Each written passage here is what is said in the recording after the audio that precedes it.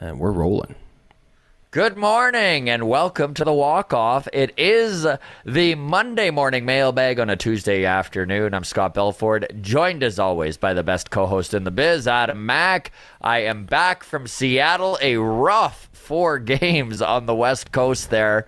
I know I kind of mentioned it. We've been doing these Patreon series previews, so I mentioned it in the series preview for Philly that is up now, actually. And, of course, those are free right now, kind of a preview until after the All-Star game, and then they become part of our Patreon package. But I mentioned what an incredible baseball experience it is for Blue Jays fans in Seattle.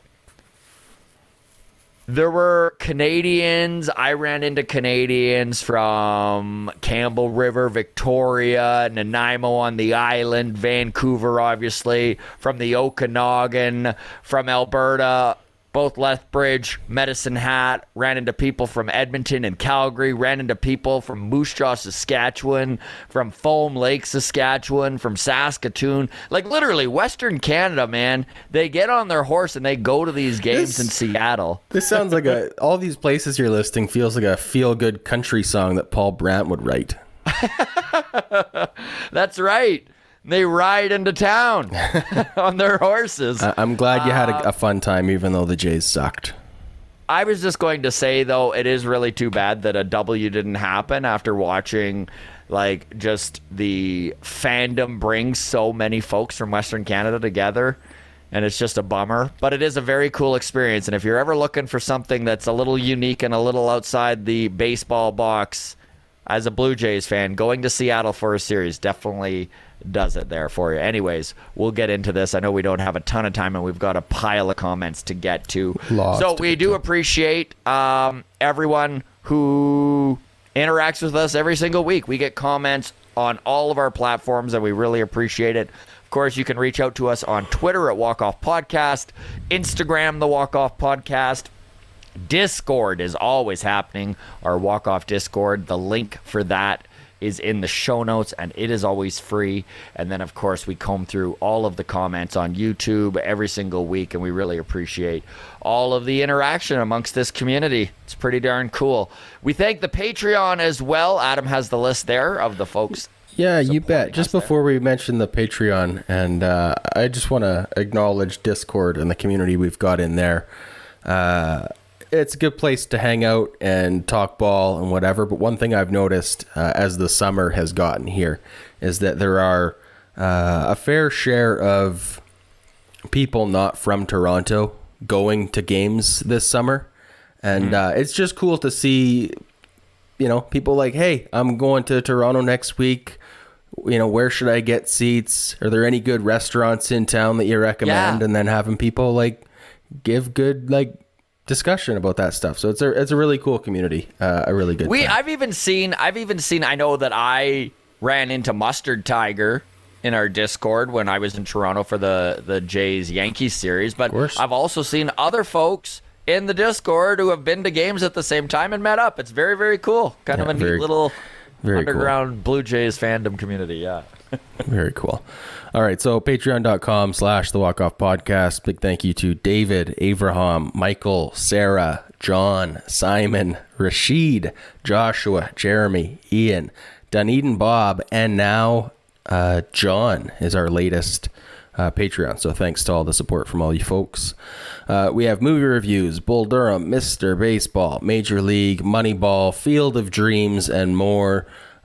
We do about an hour reviewing the movie. It's we don't take ourselves too seriously. It's a pretty lighthearted, fun review. At the end of it, we do about 20 minutes recasting the remake, which is exactly what it sounds like. And the recast the remake for Field of Dreams is up now on YouTube, just as a freebie for everybody because the Jays suck and we all could just use a laugh and a good time. So there's that. We also have behind the scenes recordings of our pre-show. We have early access to interviews, which, by the way, Matt Gage, friend of the show, joined us this morning. So that conversation is going to be up right now on our Patreon, but that'll be edited and out later this week. But if you can't wait and you want to see the unedited version, it is up on our Patreon right now. We also have contests. Jose Barrios jersey going to be given away shortly. So all that fun stuff and more. This Barrios jersey is a men's XL. I don't fit into it. So if anybody wants it in the Patreon, we'll be giving that away later this summer. Okay, let's get to the mailbag, shall we? We've got lots to talk about. Into it. Oh, absolutely. Okay, so first one comes in from Dulcimerist. Says, Canadian actor Michael Cera is a Patreon of the Walk Off podcast. Loved him in Arrested Development. You've got to get him for an interview or as a guest on Long Toss. Hilarious comment from Dulcimerist there. Those are two separate people. Michael and Sarah are both Patreons. That is not Michael Cera of Arrested Development. But thank you. That one made me laugh when I read it. Next one comes from Christopher Oliver, who gave a very long, very detailed message regarding seat recommendations at the Rogers Centre for Jen. Jen on Long Toss had mentioned that she has some friends who are going to be in Toronto looking to go and enjoy a game. Don't want to look to spend too much money, but just kind of want to not sit out in the sun and get burnt all day. And, you know, where's a good spot to sit that isn't going to break the bank necessarily. So Christopher put a really detailed response to that, and we appreciated that, Christopher. We did forward it on to Jen, as well as the other recommendations that we got during the live chat. All of those did make their way to Jen, so I appreciate everybody's involvement in the community. Very cool. Okay, next up we've got Callie the Cool tweeted us on Saturday and said, hey, Walk Off podcast, saw you guys at the game tonight in Seattle.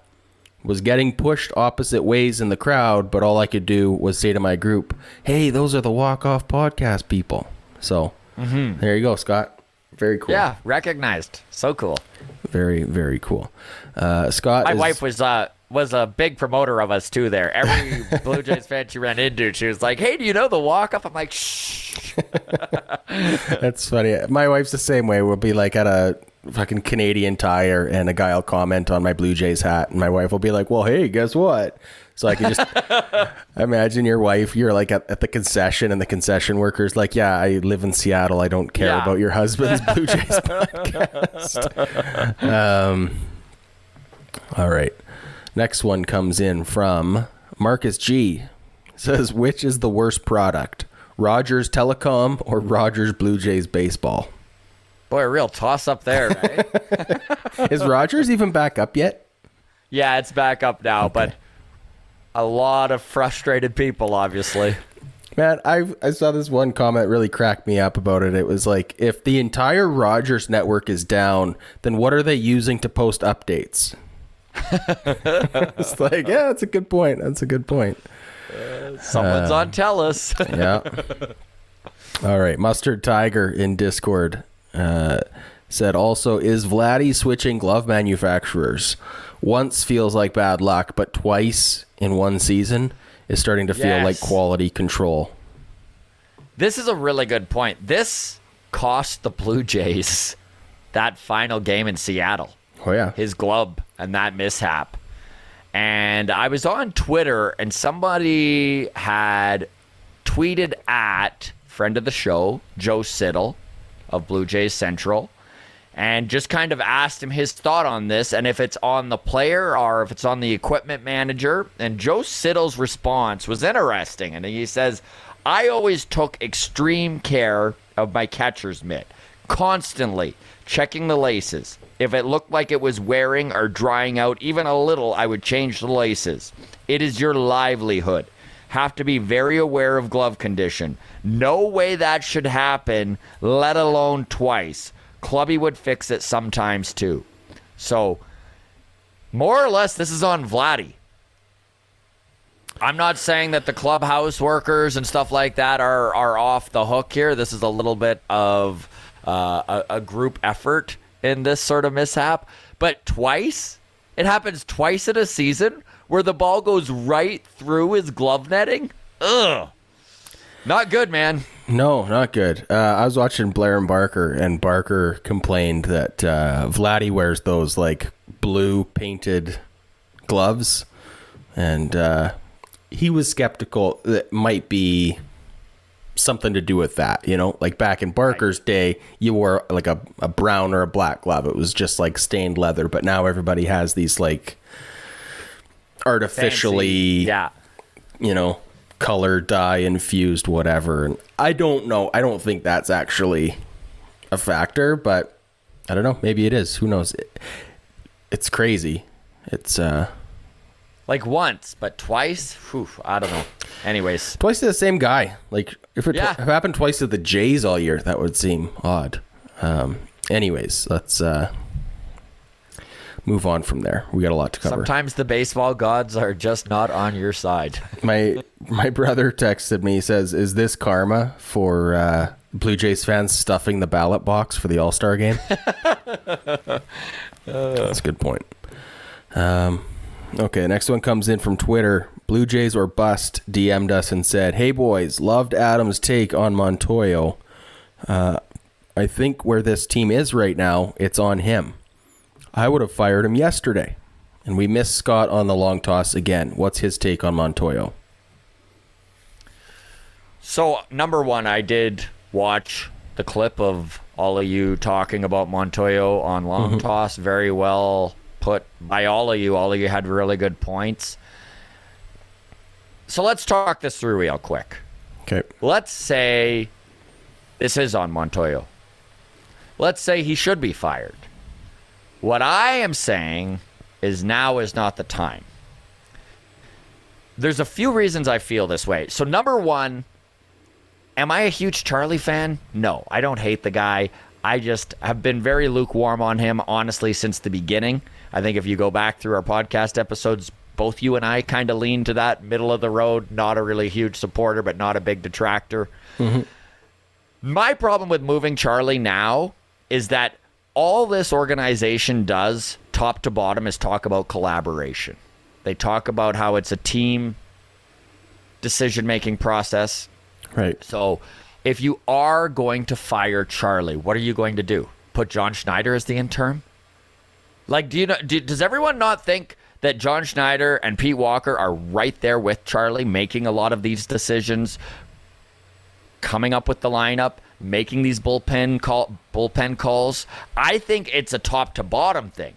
So if you're going to fire Charlie, who are you going to bring in? Are you going to clear house middle of the season with a team that truly, and I know the sky is falling, and I know how awful these last 10 games have been, but just a little bit of perspective here, they're still in a wild card spot even though they're tied with Seattle after winning only 1 of 10 games. Think about that. They've won 10% of their games in the last 10, and they're still in a playoff spot. They can't get worse than they've been. They've just dealt... I know it feels like I'm taunting the baseball gods here. Tempting fate. I mean, if they... Honestly, dude, if they lose another one... Like, if they win one game of the next 10, then fuck them. They don't deserve it. That's insane. So I don't think it's going to be that bad. I think things are going to right themselves come the All-Star break. This team desperately needed yesterday's day off. And, of course, it wasn't even really a day off because they all flew in for Mark Budzinski's daughter's funeral, which is another piece of just bad luck that has kind of fallen on this team. I mean, heart goes out to the Budzinski family, and the truth is, I don't know how many of you watching this have dealt with a shocking death like this. I guarantee a lot of these 22, 23, 24-year-old kids on this Blue Jays team, this is the first time they've dealt with anything like this. It's a bigger matzo ball than maybe is being led on by the fan base and even the media. I'm not making excuses. I'm well aware that these are millionaire players that should be able to overcome anything. But sometimes real life hits, right? And then on top of that, you lose Gausman for a couple of games when the pitching needed him most and is just reeling. The depth in this bullpen is being exposed time and time again. I'm not advocating that Charlie should keep his job and that this isn't on him, but also I just don't think that firing him is going to make this team better. So that's kind of my view on it. Thank you for your view. I would like to formally extend an invite for you to be on the next episode of Long Toss this Sunday. Hope you can make it. don't travel at all this weekend because we know flights. Kidding. Anyways. Oh my goodness. Look, we got about 100 comments. This is no exaggeration. It's probably more related to, Charlie and whether or not he's to blame, whether or not he should be fired, whether or not cut him some slack. It's a frustrating time, man. You're absolutely right. Let's next couple comments here are all in a similar vein, but this one's from Barry Fox, who says, I enjoyed the discussion on Montoyo and what, if any, blame he should shoulder for the team's performance. The general consensus seemed to be that if the players are underperforming, then it's not Montoyo's fault. Barry disagrees with this. Says he's the manager. It's his job to get the players to perform. A good manager gets their team to perform to their ability, and a great manager gets their team to perform above their ability.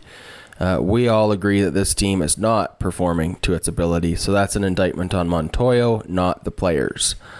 The team is in win now mode, and all they need is a good manager. Oh, and go get some pitching, obviously.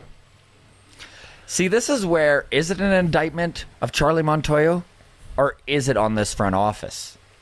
This is how this team was constructed. I truly believe, and maybe I'm not giving him enough credit, I think Charlie is a puppet.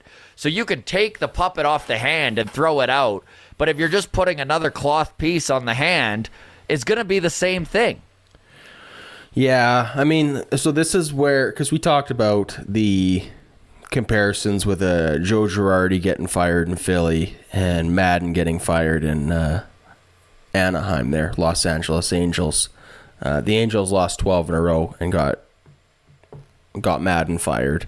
Jays losing 9 out of 10 and getting swept by the Mariners, who are now dead even with us for that last wild card spot. The difference, my understanding of the difference there, and we didn't talk about this on Long Toss, was that Montoyo is more of a puppet, is such a has such a derogatory term, right? It's more that he's in line with the views of the front office and is malleable to their suggestions, whereas by the sounds of it, Girardi and Madden, both more old school guys, had more say. Had more of there was some pushback, and I think that was part of it. I still think that a big part of this is Montoyo's fault. I was maybe the odd man out on the discussion on Long Toss that I think Montoyo needs to get fired. I don't know if this is entirely his fault. I don't think it is. Obviously, there's a massive analytics department. He's getting advice from everyone. But, again, you hate to use the term something needs to be done. But, at a certain point, And this is what I was just going to say. So the only reason, in my opinion, for Charlie to be fired right now is for a shakeup. To kind of take the foundation of this team and knock it around a bit, and maybe that creates a spark within the clubhouse. However, I truly believe that spark is much more likely to come in the form of a trade, and maybe a more substantial trade than some folks are thinking about. Maybe we see a guy, all of a sudden Pablo Lopez's name out of Miami is popping up in some Blue Jays rumors. And of course, he's got 2 years of control left, dominant pitcher on that Miami team. Miami is also full of solid bullpen arms. Maybe you see something wild like a Teoscar Hernandez headed that way. I know that they were sniffing around Hernandez in the offseason. So maybe something like that where we see major pieces within the roster actually moved, which might be the shakeup that they need. I just don't know if firing... again, my big thing is, are you just going to put John Schneider in charge? And maybe that is the answer. But all they do is sit around and talk about how collaborative it is and how it's everyone's decision. And you're right. You're absolutely right. It is a collaborative process and everything. Would Charlie Montoyo be the first manager to be fired in professional sports who didn't deserve to be fired? No. You talked about moving Teoscar Hernandez. Like, you can't just fire the players, right? No. Atkins isn't going anywhere. No, they just, both him and Shapiro are just signed a brand new 5-year deal at the beginning of the offseason. Exactly. So, I mean, we could make roster moves. We could trade Teoscar. We could do whatever. But, like, something needs to be done. There needs to be, like, a real sense of urgency implemented. This team, do you remember the vibe? Was it 2015, 2016? When we went out and traded for David Price and Troy Tulowitzki, right? Changed like, just everything. The impact that had on that team, on that clubhouse. I really think this trade deadline needs something similar. Like, I do think that whether it's to make a move early or not, I think this team, like, not just from a fan perspective, I mean, like, the tone inside the clubhouse would benefit from walking away from the trade deadline with that sense of the Blue Jays won the trade deadline. Mm-hmm. Whatever shape that takes, right? Whether Teoscar's gone, whether we bring in a lefty bat, whether we go out and get Luis Castillo, or just you name it. Things that we can't even comprehend, creative moves that Shapiro Atkins want to come up with, right?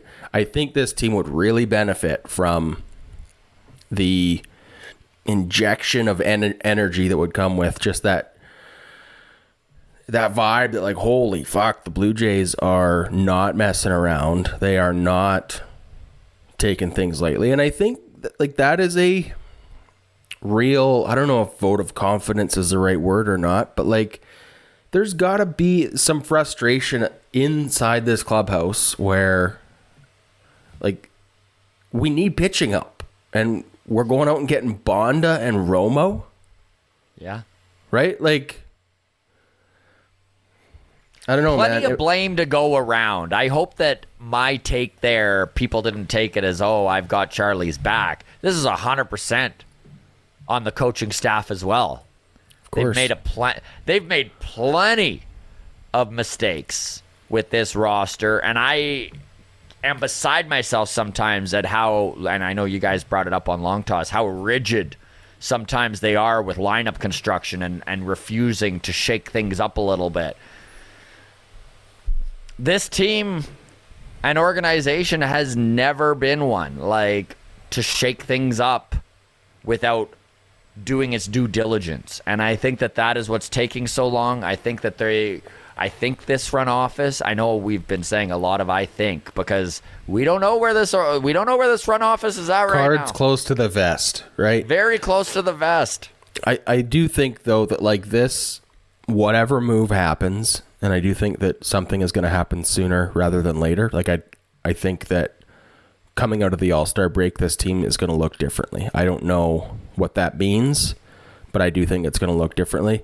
The writing's been on the wall since before the Gossman injury, right? That this team needed to make moves, right? We were not thriving, as it were. So Atkins has to have been very busy for the last month and a half.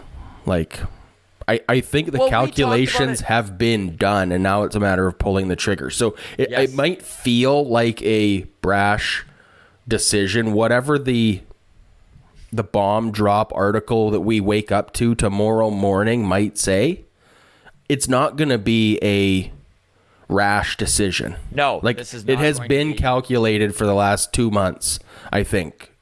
You know, whatever that case may be, Scott. So, I mean, we'll move on right away here, but we did mention it Friday, and I think it is worth mentioning again that this team needs pitching desperately, because if there's one starting pitcher that goes down, they're out for the season, and no competitive team, no contending team should be one injury away from falling right out of it. Okay, next one comes in from Diego, who put down probably 10 paragraphs about Charlie Montoyo. A lot of it we've already covered, but a couple things we haven't. Too many days off. is one of the points Diego made. We had another comment similar to that from Aimology off the top, who said, yeah, I agree. I would have 100% fire Charlie. He's way too easy on the players. They are all getting paid millions to perform, and a 23-year-old does not need to sit and rest twice per week, LOL. So a bit of an exaggeration there, but the point is taken from Aimology there. Diego echoes those sentiments. The way this roster is constructed is tough. Like, Alejandro Kirk needs to be DH 3 times a week.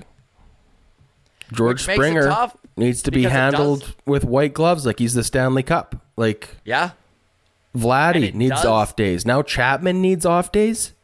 Well, this is what I was just about to say, is that when you need to spread the DH position around to this many players, and one of your biggest Achilles heels is outfield defense, which is well below the average metrics in Major League Baseball, especially with Teoscar and Lourdes, who are having exceptionally poor defensive seasons, especially Teoscar after being somewhat average last year and kind of finding his glove a little bit, has been a bit of a nightmare out in the outfield. So if you need to also now DH Teoscar and you need to DH Lourdes, you're running out of places to put these guys. And again, that's roster construction far more so than it is Charlie Montoyo. Not that I'm not, you know what like, this is where we're at. We've won 1 in 9. I can complain about all sorts of different things on this team.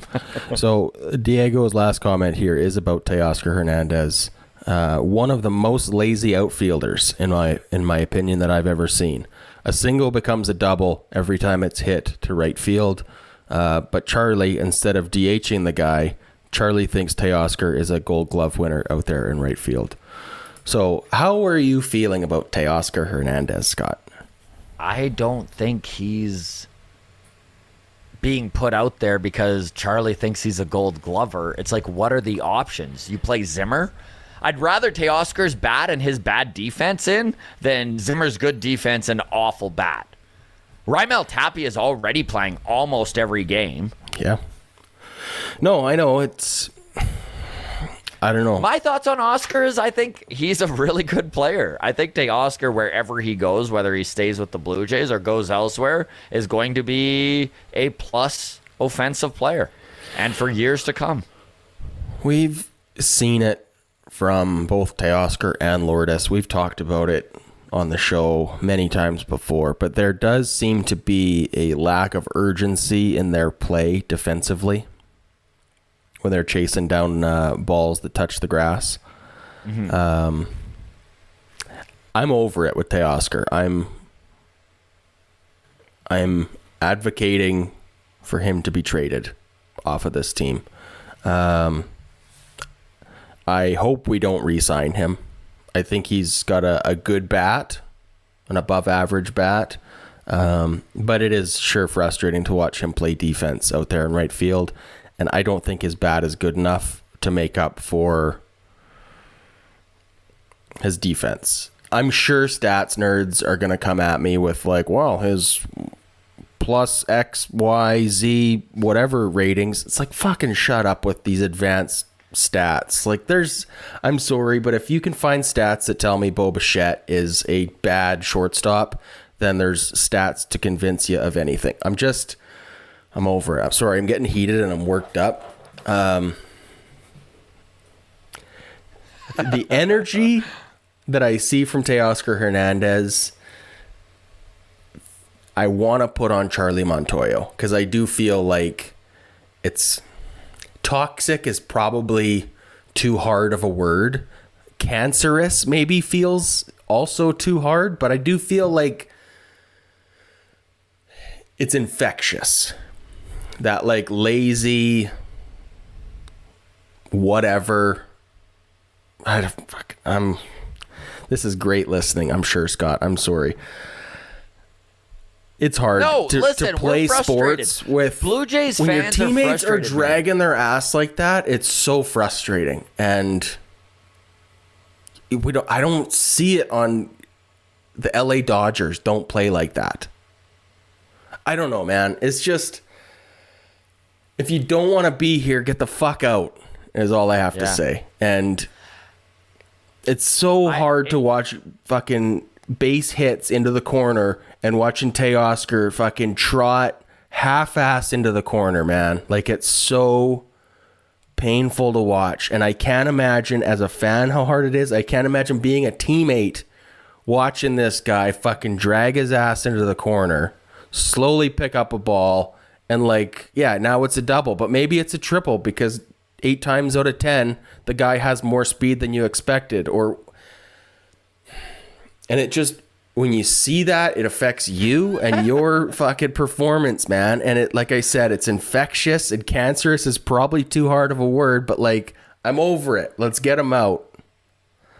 I mean, we could go through this roster right now. I don't think there's one player that I'm thrilled with in the last 10 games. Like, I don't think there's one guy that I'm like, wow, thank goodness this guy has been the rock that he's been. Like, they've just unanimously up and down this lineup been bad.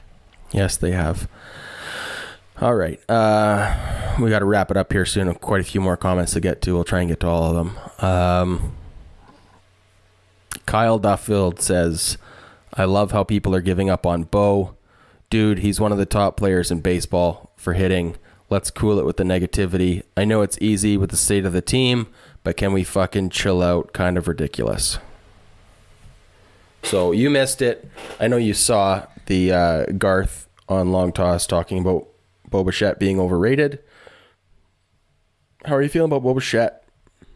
So a few things here. Number one, Garth isn't necessarily wrong about this year. Bo Bichette is having an incredibly disappointing season. He isn't a number 2 hitter in a batting order right now, that's for sure. And that's a little bit on Charlie, that's constantly exposing Bo as a guy who probably shouldn't be hitting second. He's 24. This is his second full season. We've watched many shortstops in their age 23 or 24 year maybe not be quite what they wound up being at 27. I'm not giving Bo a ton of rope because this is on him and he needs to figure it out. But am I prepared to just write Bo Bichette off at 24 years old as not a good shortstop and not a good hitter and overrated? I'm not. I'm just not ready to do that. I think there's too much talent there, too much baseball acumen, too much stuff between the ears. He was raised on baseball. I think it's just a matter of time. Okay, I still, I'm gonna defend Bo. That's funny because I felt like I just did. No, you did. Like I'm not defending him against you. I'm just, Yes. I still think he's a top 5 shortstop in baseball. Like, I'm on justbaseball.com. This is the top 10 shortstops for 2022. I mean, take it for what you want. But number 1 is Fernando Tatis Jr. Can we even call him a shortstop anymore? Like, does he play shortstop? He's out in left field, isn't he? Yeah, like when he plays, I don't know. So, I mean, injuries are a factor. You have to consider injuries in anything, right? What for that money? Would I rather have? I'd rather have Bo. I'd even give Bo that contract because at least Bo's going to be in the lineup every day. Okay, Trey Turner. I'd rather have Trey Turner at number 2. Carlos Correa. I'd rather have Carlos Correa. With the Minnesota Twins. Corey Seager with the Texas Rangers. I'd probably rather have Corey Seager. Xander Bogaerts with the Red Sox. Yeah, rather have Bogaerts, I suppose, this year. But Bogaerts has had down seasons too. Like, this is Bo Bichette's second full season in baseball. You know, he had the weird COVID season and then got called up partway through the year before. And then Bo Bichette. You know, beyond that, you've got Francisco Lindor, who, I don't know, is he having a bounce back year with the Mets this year? A little bit. A little bit? All right. Still probably not showing that he's worth $300 million, but No, he's having an all right season. Right? For sure. Then you got Tim Anderson with the White Sox. That's a close one for me. That's a toss-up. That's a close one. Yeah. And then you're off to Brandon Crawford with the Giants. I mean, he's 35. He's going to be done soon. Wander Franco, that's too young for me to it's too tough to tell with Wander Franco. Like, the upside's there, but who knows? And now with that hamate injury on his hand, maybe that season's done for him. Who knows? I don't know. Like, then we're going to talk Nicky Lopez, Dansby Swanson, JP Crawford, Javi Baez. Like, Bo Bichette's a top 5 shortstop. For me, that's a full stop to that sentence right there. Has he regressed this year? For sure. I think he's regressed. So has Vladimir Guerrero Jr. Like, it's a down season. Anyway, whatever. Fucking trade Teoscar Hernandez. That's my solution to Bo Bichette. Let's burn it all to the ground. Let's burn it all to the ground. All right, let's move on from there. Man, I woke up in such a good mood. I'm like, oh, we're going to talk with Matt Gage today. That was a great conversation, and it's just been negativity ever since. All right. Next one comes in from Kevin Barker.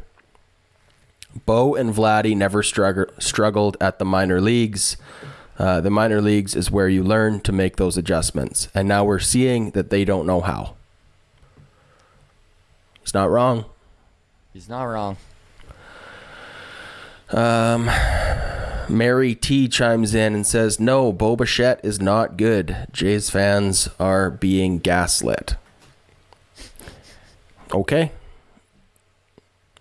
Yeah, I've kind of exhausted all my thoughts on Bo Bichette.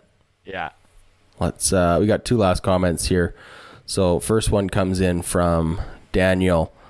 Oh, this is a good one. So what are your viewing recommendations for those of us who just can't watch baseball right now? I still support and root for this team. I just literally can't watch right now. It's not enjoyable. It's not fun. So give me some alternatives to watch instead. I think this is the most reasonable comment that we've read the whole show. I think all of us might need a little mental health break from this team who has just seemed to pile on. Any time that there's something negative that happens, there's another negative thing that happens. But maybe we do need to take some time away from the Blue Jays and watch some Ozarks or whatever. What are you watching right now? What do you recommend? For me, it is Westworld season 4 on HBO. If you have HBO, yeah. Have you seen Westworld? I think I saw the first 3 seasons. I thought it was over. No, season 4. Going. Season 4 is back. Well, it was over, I guess. I don't know.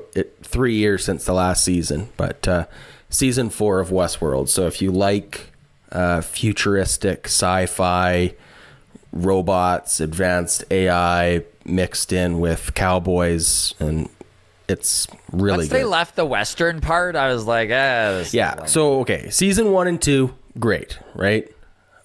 Season 3, I'm with you, was not as good. Season 4, I think we've had 3 episodes so far, and it feels like it's a good season. Like, it feels like they're on the right track again.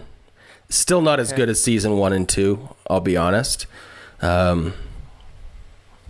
My brother says that he considers season 3 and 4 to be a spin-off, and it's a different series entirely. But if you haven't seen Westworld, go watch season 1 and 2 for sure. Very cool show. And I just watched a movie that I really enjoyed. It was called Everything Everywhere All at Once. I've heard about this. And it is phenomenal. I'm not even going to get too much into what it's about. There's some time travel. There's some parallel universes. It's just a movie that I haven't seen anything like it. Okay. And you know, in a time when it's all superhero movies and remakes, it was pretty cool. Which service is this on? Netflix, Amazon? I don't know where I saw it. I don't know. If only there was a Google or some way for me to figure that out on my own time. All right. Well, there you go, Daniel. A couple recommendations for you. Next one, last one, comes in from David. Says, I just saw Theo Epstein is proposing a roster limitation of 11 pitchers on the active roster to try and force teams to use their starters longer, deeper into games. What are your guys' thoughts? So That Scott, is super interesting, isn't it? yes, it's very interesting. That will change baseball if that goes through drastically. Probably more than they even know it will change it. Yeah, absolutely. I sent this to my brother, and he said it would increase hitting. But Yes. teams would cycle kids up and down for minors like a merry-go-round. And I said, they already do that. And then he said, but it would be nonstop. And then I said, but it already is.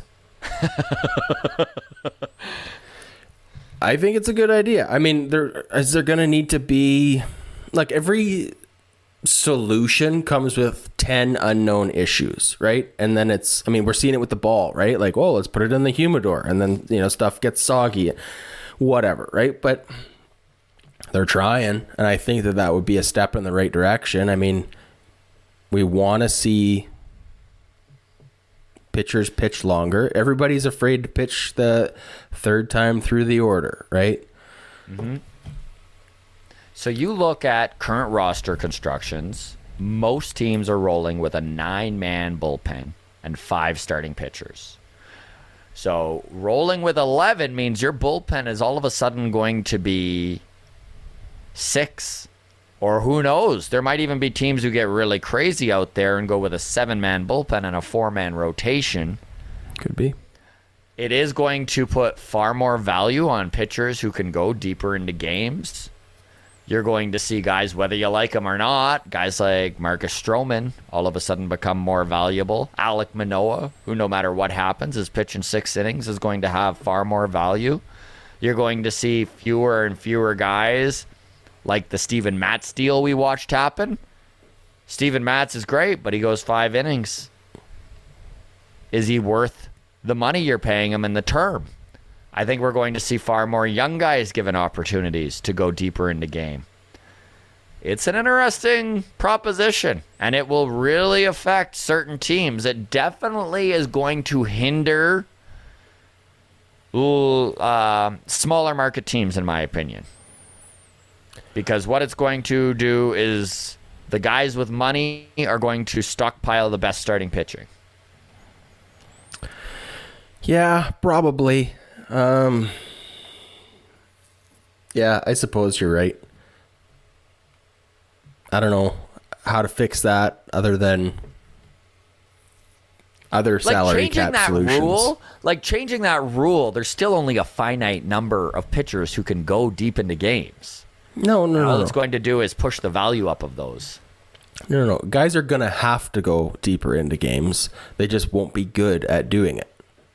Right? Like, it's not going to be a health issue, right? Because a guy's just going to throw 100 pitches. Mm-hmm. Right? It's going to take him into the 7th inning. And we might see, like, baseball games are like 1-0, 2-1 for the first 6 innings. And then in the 7th inning, 7 runs are scored by each team. And then you get to the 8th, and then you shut them down. I don't know.